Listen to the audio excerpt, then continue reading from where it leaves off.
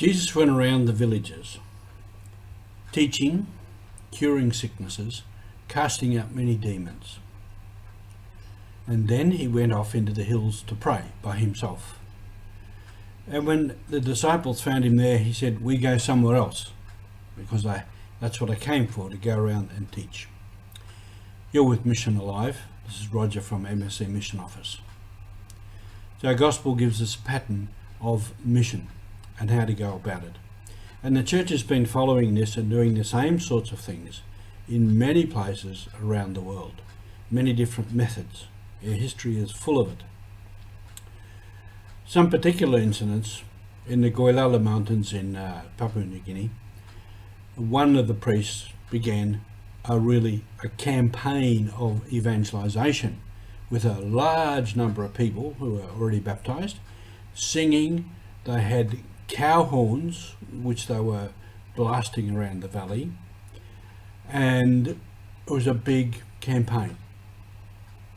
In another place, the priest there said, it was a news station, they said no baptisms under 7 years. So they had a long period of evangelization and catechesis. But Bishop Alain de Botmanoux said at one stage, in these places where there's a lot of people not baptized, baptize them, don't leave them outside the gate. Baptize them, then get on with a catechesis and evangelization to bring them into the fold, and then work with them to educate them in the faith. So there were different approaches in different places. They all seem to have worked in one way or another.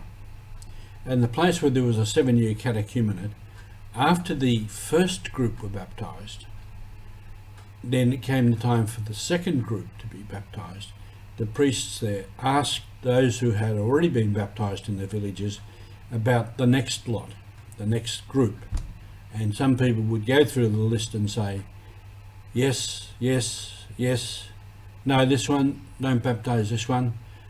He or she has not changed their life. They have not been changed. They have not shown any impression of changing their life in order to be baptized. So there were different approaches and different methods. We have sought to cure people. Everywhere we went, the sisters set up clinics, and we've subsequently set up hospitals, nursing training centres, trying to cure all kinds of diseases. And we have been busy trying to cast out demons, the evil of sickness, ignorance, for ignorance, education.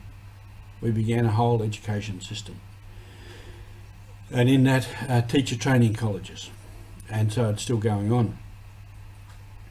And casting out the evil of killings, tribal fighting, payback, and many of those things.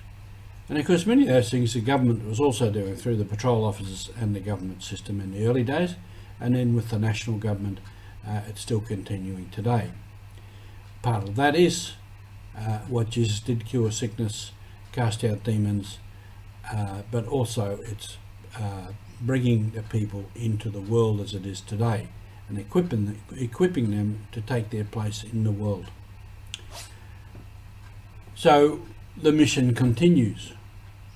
We still try to do that, those things that Jesus did, particularly preaching, teaching, evangelizing, bringing people the good news of Jesus Christ. And with Jesus, with the curing, it was quite extraordinary in Israel at the time, the impression that his cures and his casting out demons made on people. And so that the story continues with the mission to carry on what Jesus was doing and carry on the mission that he gave to us. And we're still seeking ways, perhaps new methods, with these sort of broadcasts is another method of bringing the good news. We are also helping people to bring health to other parts of the world. I've spoken before about taking pediatrics abroad. That is a very good one. But health clinics, HIV/AIDS awareness, bringing clean water to people, casting out the demon of no water, bad water, polluted water, and education for young people, for children and for youth.